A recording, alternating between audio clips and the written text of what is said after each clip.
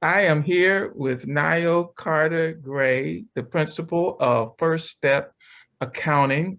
And first of all, thank you for participating in the Economic Inclusion Conference at COPIN 2021. We're just grateful that you carved out time during the tax season to participate and to share information with our participants. So welcome. Thank you so much for having me. Glad to have you. Tell us a little bit about First Step Accounting. Tell us about your business and your business model, how you work. Awesome. So, just to give you a little background or my spiel, I should say, First Step Accounting. Uh, Here, what we do is make accounting a little less taxing for small business owners all across the US. We provide virtual accounting, tax prep, and bookkeeping services for our wonderful clients who are primarily what we call in the emerging space. So they're usually startups that are under 500K in revenue and in the service industry space. So we work virtually with all of our clients, even though we do have a local office here in Baltimore. And the reason being is because I personally love to travel. And so I hate the idea of being chained to a desk. And everyone, in my opinion, has a mini computer in their hand in terms of having a smartphone. And just about everything we can do from a phone or some tablet, or as long as you are connected to the internet, I can work with you. And First Step Accounting came about. I've been, as a graduate of Coppin, Yes. I graduated with a management science degree with a concentration in accounting. So I've actually been doing accounting and taxes for 28 years now. The first time I had a job, I realized I could file my tax return and get my tax money back. So I started charging all of my friends at that time $25 to do their tax returns. And so that's how the career started. The business was born actually when the recession hit and I got laid off from my full-time job. I had already had a handful of tax clients and decided that I really don't like breaking up early. So let's see if I can earn a full-time salary from my tax business. And so that's what I did. We started with tax only and then moved into accounting and bookkeeping services. And now we do some tax planning, a lot of education, consulting. I'm even teaching other accountants now. So the business is definitely evolving. That's really the origin about how First Step Accounting was born and developed. And we're still growing. So I'm excited to see where we go from here. Now, what year was that? What year was that you left your full-time job and went into uh, your own business? So I got laid off in 2008, and my first tax season was the following year. So 2009 was when I decided, okay, let's really pump this up and send out that notification to all your friends and family that you're doing it full time and say, hey, anybody need any accounting help? And it was so funny because the first accounting and bookkeeping client I actually got outside of my friends and family were actual friends from Coppin. So they were graduates as well that I met there, and they had a business that they needed some accounting and bookkeeping services for. So I Yeah. really thank Well, my well, Coppin family for you, helping grow my business. you're making me feel dated because I remember you as a student. So that's fantastic. You have clients all over the country. Yep, my furthest one right now is in California, or actually Hawaii. My furthest client is in Hawaii, so that's a wonderful place to have to visit at some point in time once the world Yes, yes. is done. Tell me, how has the industry changed over the past couple of decades, I would say. So initially, when I got started in accounting, everything was by hand, paper. We used calculators that had running tape. And because of, the dot-com boom, now everything is virtual and paperless and online. The internet exploding basically allowed accountants to be able to serve clients that aren't just in the local area. And so we can do everything electronically. It doesn't take weeks now to do a month end close. It actually can happen in days because we can get information real time directly from banks with integrations in our accounting software versus someone having to receive a bank statement in the mail and then mailing it to the accountant, which could have, back in the day took weeks. Because it took Yes. you a week to receive it, then it took you a week to send it. So now I'm able to advise clients faster in a more real, impactful way because we're looking at data that's actually happening and it's not 30 days behind. So it's been a huge, huge change for the industry. Do you have clients who you have to bring forward in terms of how we're operating now, as opposed, COVID sort of pushed everybody off the virtual cliff. So, Yes. so I can imagine that you have clients that you're having to help catch up. I do. I have a handful. I call them my seasoned clients because, like you said, COVID literally pushed them off the virtual cliff, and they didn't really understand how to use the cell phone in these ways. Their children had given them these smartphones, and they're like, all I want to do is make a phone call and send a picture. So, I have shot videos for them and showed them how to access the videos on the phone and to be able to watch and do it in real time, or either talk to them over the phone and shown them exactly or walk them through exactly what they needed to do on the computer. So it definitely has been a journey in that aspect.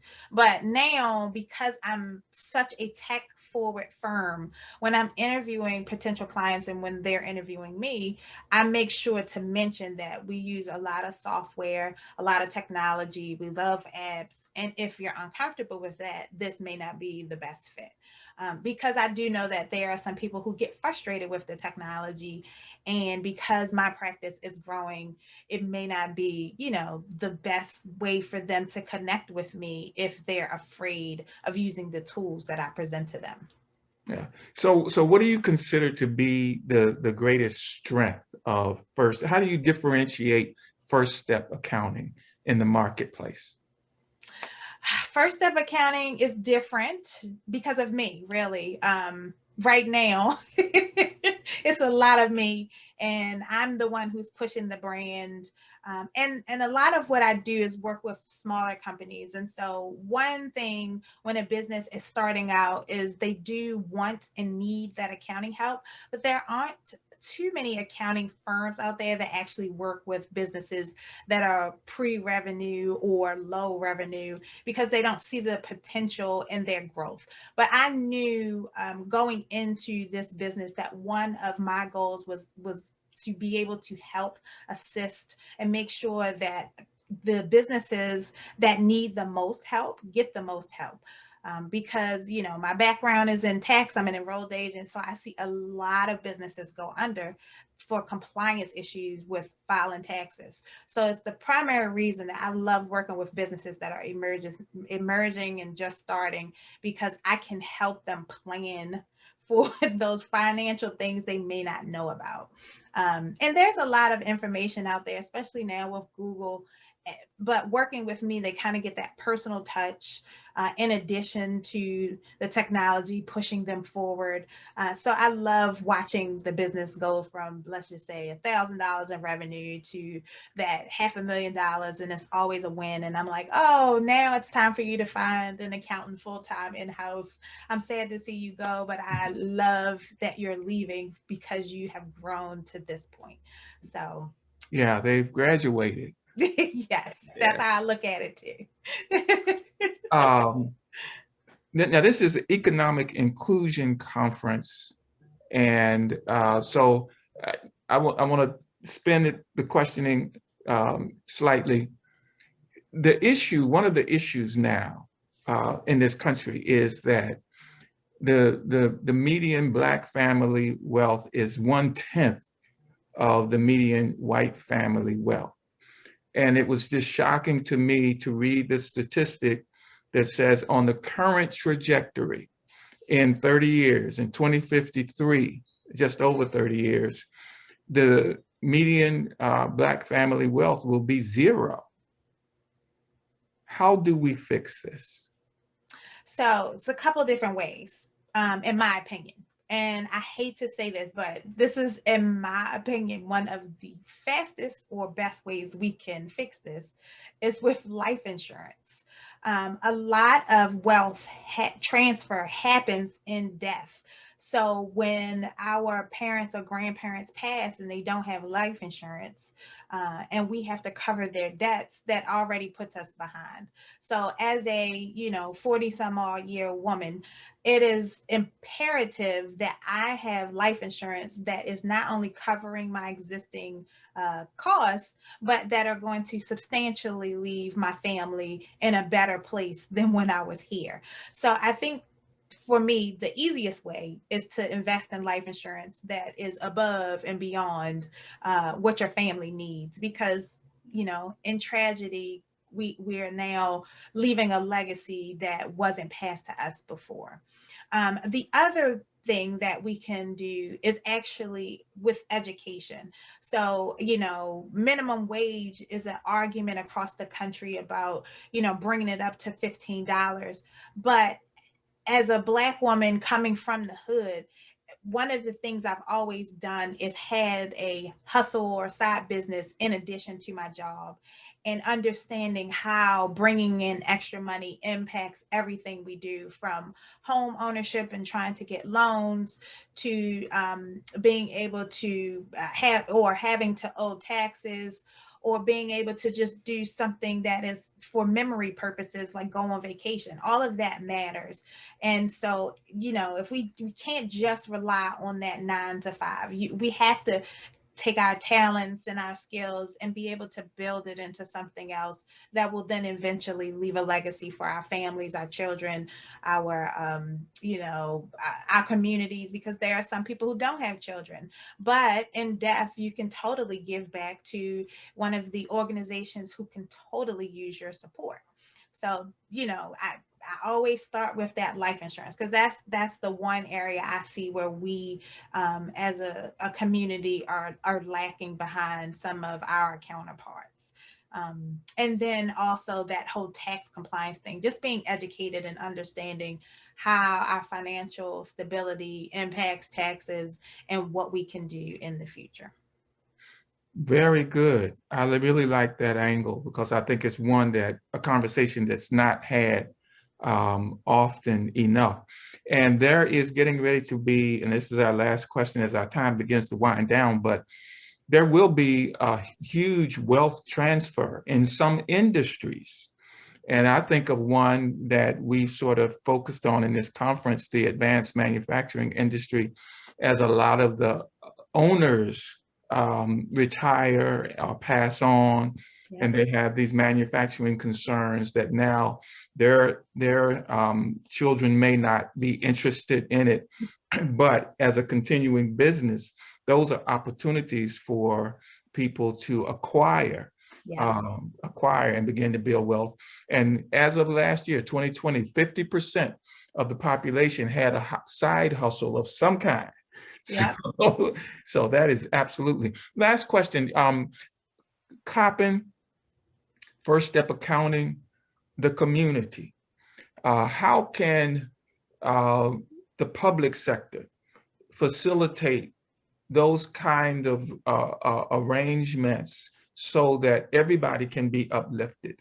The academic institutions, businesses such as yours can advance, and the community can also change its socioeconomic trajectory. Is there any way that you see the public sector participating in that kind of progress? So, I'm a big fan of putting your money where your mouth is, right? So financial support is always helpful. When we have, so one thing that we need to or let me reframe this. One thing we can do better as a community is make sure that our campuses are supported or our businesses are supported. So it's about circulating the dollar. I love donating to nonprofits, and the nonprofits I donate tend to benefit people who look like me. One benefit that we got from COVID is a charitable donation now is on the front of the tax return if you make a cash or check donation of up to $300. If you're married, it's $600 to a nonprofit. Guess what? Coppin has programs that you can donate to help along with our efforts to better our communities, whether it's, a scholarship for a student from the community, or whether it's supporting some of the athletic activities. We as a community can do that. And then in turn, the businesses can also support the college campuses by talking to classes and potential students, even hiring that student pool, which then leads to more working people in the community and we're paying better taxes, right? Which then funnel back into our communities for better schools, better roads, better neighborhoods. But it's all about just making sure that we are connecting with one another and not just, leaving the community because we don't think it's a good fit. But it's like you have to be intentional about it. So this year I've been very intentional about where I'm spending my money, where I'm donating my money. And I think we all can do the same thing, even if it's $25, $20, $5, whatever you have. Don't be afraid to, share it with someone else to make the community better. Yeah, thank you so much. Our time has come to a close. We could do this for hours, but yes, we could. I thank you. And you are now going to have a session that is part of this conference. So we will certainly promote that and make sure that we let everybody know that if you aren't with First Step, you're out of step. Oh, I love that. I love that. I'm gonna have to start using it. You can use that one. That was a freebie. Thank you, Nayo, and we will talk soon. Yes, we will. Thanks, Dr. Williams.